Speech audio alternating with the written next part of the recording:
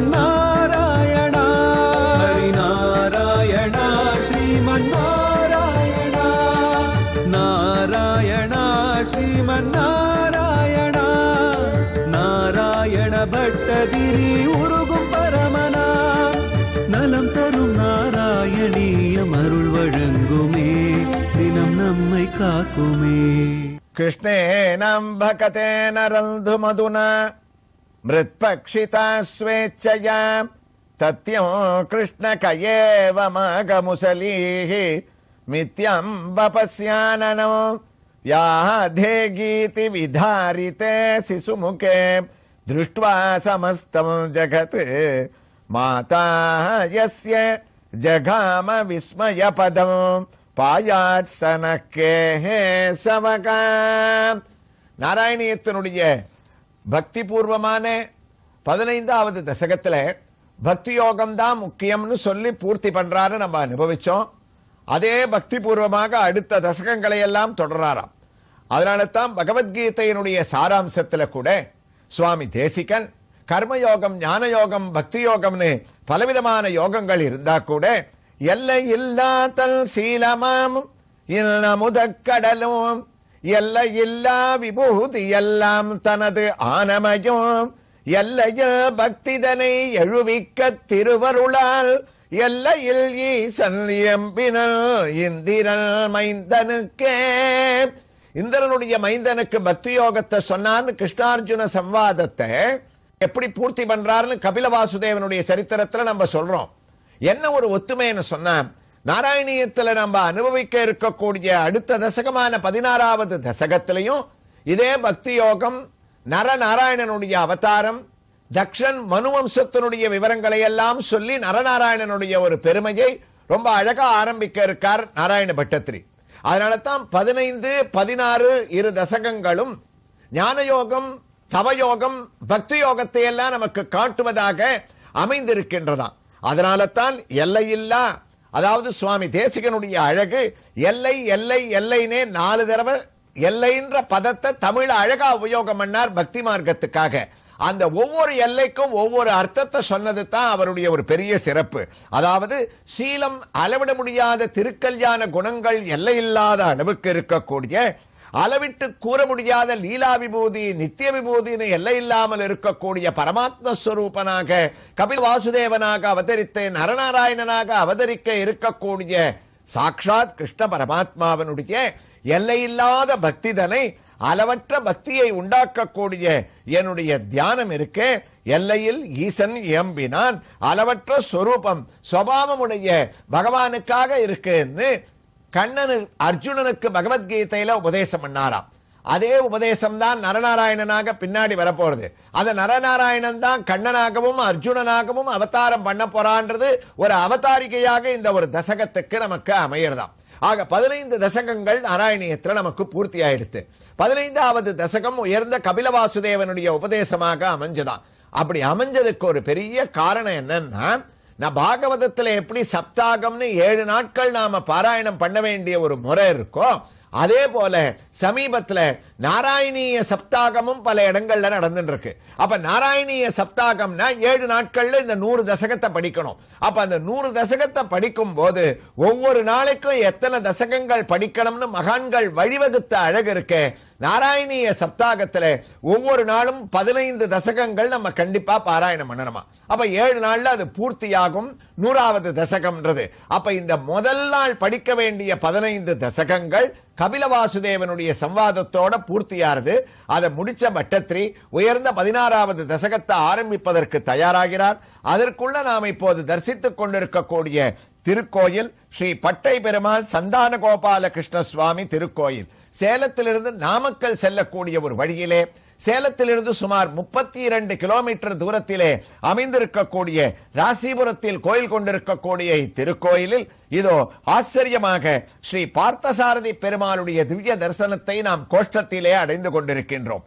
அவர் நின்ற திருக்கோலத்திலே உயர்ந்த கிரீடங்களைத்தான் சார்த்திக் கொண்டு திருவல்லிக்கேணியிலே தான் எவ்வாறு வேதத்தை, வேதத்தின் சுவைப்பயனை விழுமிய முனிவர்கள் விழுங்கும் கோதிலின் கனியாக காட்சி அளிக்கின்றாரோ அதே ரூபத்துடன் இங்கு காட்சி அளிக்கின்றார்.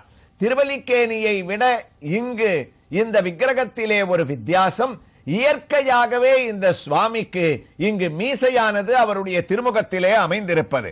அந்த தரிசனத்தையும் அடைகின்றோம். சங்கு சக்கரங்களை தான் சாத்திக் கொண்டு, மாலைகளை சாத்திக் கொண்டு நின்ற திருக்கோலத்திலே அழகாக பார்த்த சாரதி உன் பாதமே கதி என்று நம்முடைய சரணாகதியை ஏற்றுக்கொண்டு காட்சியளிக்கக்கூடிய அவருடைய திவ்ய தரிசனத்தை அடைந்து சற்றே நகர்கின்றோம். ஆகா, எந்த கண்ணனே பார்த்த சாரதியாக வந்தானோ, பார்த்த சாரதியாக அர்ஜுனனுக்கு உபதேசம் செய்தானோ, எவன் நரநாராயணனாக அடுத்த தசகத்திலே வர இருக்கின்றானோ, அவன் இங்கும் கண்ணனும் சாரதியுமாக இதோ நவநீத கிருஷ்ணனாக மற்றொரு திவ்ய தரிசனத்தை நமக்கு அளிக்கின்றான். பெயருக்கேற்ற ஒரு திருநாமம். ஆனால் இங்கு தரிசனத்தை அடையும் போது பார்த்தால் அவன் நவநீத கிருஷ்ணனாக இல்லை, வேணுகோபாலனாக நமக்கு காட்சியை அளிக்கின்றான். அழகான திருமுக மண்டலம், திறந்த கண்கள், கர்ண பத்திரங்கள், 4 திருக்கரங்கள், வழக்கம் போல 2 திருக்கரங்களிலே சங்கு சக்கரத்துடன் சேவை சாதிக்கின்றான். மற்ற 2 திருக்கரங்களில் நவநீத கிருஷ்ணன் வெண்ணையை வைத்துக் கொண்டிருக்காமல் திருநாமத்தை மட்டும் நவநீத கிருஷ்ணன் என்று வைத்துக் கொண்டு இங்கு லாவகமாக புல்லாங்குழலை ஏந்தி காட்சியளிக்கக்கூடிய அழகான வேணுகோபாலனுடைய திருவடி சேவையையும் நாம் அடைகின்றோம். வலது திருவடியை இடது திருவடி மேல் தான் தாங்கிக் கொண்டு இயற்கையாகவே விக்கிரகத்திலே அமைந்திருக்கக்கூடிய சலங்கைகளோடும் நமக்கு ஒரே கல்லால் ஆன அழகான திருமேனியாக திவ்யமான தரிசனத்தை இங்கு வேணுகோபாலனாக பார்த்தசாரதி நவநீத கிருஷ்ணன் திவ்ய தரிசனத்தோடு குருவாயூரப்பனும் நாராயண பட்டத்திரிக்கு 16வது தசகத்தை கேட்பதற்கு தயாராகிவிட்டார். நாமும் தயாராகிவிட்டோம். கம்பீரமாக பட்டத்திரியும் துவங்கிவிட்டார். குருவாயூரப்பா, தக்ஷோ விருச்ச தனயோத மனோஸ்தனூஜோ லப்த்வா பிரசூதிமிக ஷோடச சாப கல்யாகம் தர்மே த்ரயோதச ததோ பிதுஷி ஸ்வதம் சேக ஸ்வாகம் கவிர்புஜி சத்யம் கிரிசே த்வதம்சே. 16வது தசகத்துல என்ன அழகுன்னா, முதல் ஸ்லோகத்துல மனுவனுடைய வம்சத்தை பத்தி சொல்லுவார். மனு யாருன்னு நம்ம திருப்பி மறுபடியும் கவனத்துக்கு கொண்டு வரணும். முன்னாடி இருக்கக்கூடிய தசங்கள்ல பகவான் பிரம்மாவை சிருஷ்டி பண்ணதை சொன்னார். பிரம்மா உலக சிருஷ்டிக்காக நாரதரை சிருஷ்டிச்சார், சனகாதிகள்லாம் சிருஷ்டிச்சார். அவர்கள்லாம் உலக படைப்புல மனதை செலுத்தாம பகவத் சரணார விந்தத்துல சரணாகதி பண்ணிட்டு தியானத்துக்கு போயிட்டா. அதனால உலகத்தை யாராவது ஒருத்தர் கண்டிப்பா சிருஷ்டிக்கணுமேன்னு மனு சதரூபைன்னு 2 பேரையும் தம்பதிகளாகவே படைச்சார். அந்த மனுவனுடைய வம்சமானது விருத்தியாக ஆரம்பிச்சதுன்னு ஒரு காலகட்டத்துல மனுவை பத்தி சொல்லி சிருஷ்டியினுடைய விவரங்களை அங்க நிறுத்தினார். அதுக்கப்புறம் பலவிதமான சரித்திரங்களை நம்ம அனுபவிச்சோம். கபிலோபதேசங்கள்லாம் சொன்னார். கர்தமர், தேவகூதி அவ கதையெல்லாம் சொன்னார். இப்ப அந்த மனுவனுடைய வம்சம் எப்படி விருத்தி அடைஞ்சது அப்படின்னு பல சரித்திரங்களை சொல்வதற்காக 16வது தசகத்தினுடைய ஆரம்பத்துல மனு, அவளுடைய மனைவியான சதரூபை, மனுவுக்கு 3 பெண்கள் இருந்தான்றதை ஞாபகப்படுத்துறாராம். நமக்கு இருக்கும் ஆகூதி, தேவகூதி, பிரசூதி அப்படின்னு 3 பெண்கள். பிரியவிரதன், உத்தானபாதன் மனுவுக்கு 2 பிள்ளைகள். இவா மூலமாகத்தான் உலகமானது படைக்கப்பட்டது, விருத்தி அடைஞ்சதுன்றது அந்த சரித்திரத்தை ஆரம்பிக்கிறார். ஆரம்பிச்சாரே தவிர 16வது தசகத்துல முதல் ஸ்லோகத்துல மாத்திரம்தான் மனுவனுடைய குடும்பத்தை பத்தி விவரங்களை எல்லாம் சொன்னார். ஆனா அடுத்ததா வரக்கூடிய 2வது 3வது ஸ்லோகங்கள் தொடர்ச்சியாக தசகத்துக்கு 2 ஸ்லோகம் முடியறதுக்கு முன்னாடி வரைக்கும் உயர்ந்த பகவானுடைய நரநாராயண அவதாரம்னு நரனாகவும் நாராயணனாகவும் பகவான் உலகத்துல ஆசை கோபத்தை எவ்வாறு அடக்கணும்னு உபதேசம் பண்றதுக்காகவும், சகஸ்ர கவச்சென்ற ஒரு அசுரனை அழிப்பதற்காகவும், தவத்தினுடைய வலிமையை உலகத்துல எடுத்து காட்டுவதற்காகவும், பதரிகாசிரமத்தில் இன்னைக்கும் தான் தபஸ் பண்ணிட்டு இருக்கிற உருவத்துல எவ்வாறு இருப்பேன்னு உலகத்துல உயர்ந்த கஷேத்திரமாக 108 திவ்ய ஸ்தலங்கள்ல உயர்ந்ததாக கருதக்கூடிய பதரிகாசிரமத்தினுடைய பெருமையை விவரிப்பதற்காகவும், பின்னாடி நரநாராயணனுடைய சரித்திரங்களை எல்லாம் இதே தசகத்துல 2வது ஸ்லோகத்திலே சொல்ல போறார். எதுக்காக இவ்வளவு விவரமா சொல்றோம்னு சொன்னா, மற்ற தசகங்கள்ல ஆரம்பிச்சா முடிகிற வரைக்கும் ஒரே சரித்திரம், ஒரே விதமான அந்த கதையினுடைய ஒரு கண்ணோட்டம் இருக்கும். ஆனா 16வது தசகத்தினுடைய அழகு ஆரம்பத்துல மனுவம்சம், அப்புறம் நரநாராயணனுடைய அவதாரம், அதுக்கப்புறம் தக்ஷனுடைய யாகம், அவர் சிவபெருமான அவமதிக்கிறது, தாக்ஷாயினியாக அந்த அம்பாளானவள் தன்னுடைய பிராணனை வர்றது, அங்க மகாவிஷ்ணுலாம் வந்து தக்ஷனுக்கு உயிரை கொடுக்கிறது. இந்த தக்ஷ வம்சத்தினுடைய விவரங்களை எல்லாம் தசகத்தினுடைய பூர்த்தியில நடுவுல நரநாராயண அவதாரம், அதற்கு அவதாரிகையாக மனுவனுடைய இந்த ஒரு வம்சத்தை பத்தி சொல்றாராம். குருவாயூரப்பா, மனு தன்னுடைய 3 பெண்கள்ல ஆகூத்திய ருச்சின்றவளுக்கு கல்யாணம் பண்ணி கொடுத்தான். தேவகூத்திய கர்தமருக்கு கொடுத்தா. அதான் நம்ம கதை கேட்டிருக்கோம். கர்தமருக்கும் தேவகூதிக்கும் தான் கபிலனானவர் பிறந்தார். 3வது பெண் இருக்காளே, அந்த 3வது பெண்ணுக்கு பிரசூதின்னு பேரா.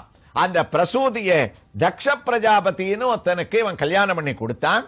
அந்த பிரசூதிக்கும் தக்ஷ பிரஜாபதிக்கும் உலகத்தை விருத்தி பண்றதுக்காக 16 பெண்கள் தர்மே த்ரயோதசததௌ பிதுர்ஷுஸ்து வாஸ்சக ஸ்வாகம் கவிர்புஜி சதிம் கிரிசே தொதம்சே 16 பெண்களை கல்யாணம் பண்ணி கொடுக்கணுமோனோ.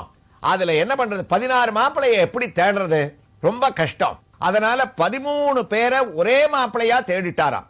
தர்ம தேவதைக்கு 13 பேரை கல்யாணம் பண்ணி கொடுத்தார்.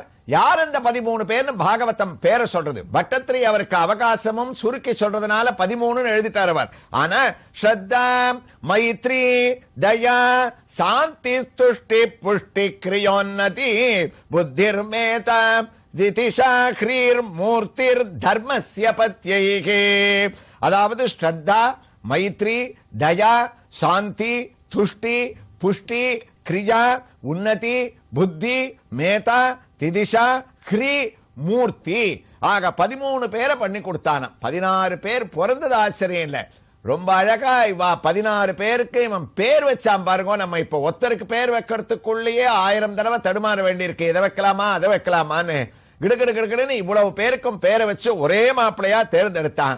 இந்த கதையை எதுக்காக பட்டத்திரி இந்த ஸ்லோகத்தோட ஆரம்பிச்சாருன்னு சொன்னால், இந்த 13 பெண்கள்ல மூர்த்தின்னு கடைசி பெண் இருக்காளோனோ, அந்த மூர்த்திக்கும் இவன் கல்யாணம் பண்ணி கொடுத்த தர்ம தேவதைக்குமாகத்தான் பகவான் நரநாராயணனாக பின்னாடி அவதாரம் பண்ண போறாரா. அந்த 13 பேர் அவர்களுக்கு கல்யாணம் பண்ணி கொடுத்தான். மிச்சம் 3 பேர் இருக்கா. அதுல ஸ்வதான்ற பெண்ணை பிதிர் தேவதைக்கு கொடுத்தான். ஸ்வாகான்ற பெண்ணை அக்னியான அக்னி பகவானுக்கு கொடுத்தான். சதின்னு பெயர் இருக்கக்கூடிய தாக்ஷானிய சிவபெருமானுக்கு கொடுத்தானா. அப்படி அந்த எல்லாருக்கும் விவாகத்தை முடிச்சு அவர்கள் மூலமானது இந்த வம்சமானது வளர இருக்கு. அதுல தான் நரநாராயணன் பின்னாடி அந்த தர்ம தேவதைக்கு பிள்ளையா பிறக்க இருக்கார். அதை அடுத்த ஸ்லோகத்தில் வர்ணிக்க போறார். இந்த ஸ்லோகத்தை எவ்வாறு முடித்து தொடர்கிறார் என்ற ஒரு வைபவங்களை எல்லாம் நாம் இங்கு எழுந்தருளி இருக்கக்கூடிய திருக்கோயிலில் மற்றொரு திவ்ய தரிசனத்தோடு தொடர்ந்து கேட்கலாம். ஸ்ரீ கிருஷ்ணாய துப்யம் நமகா.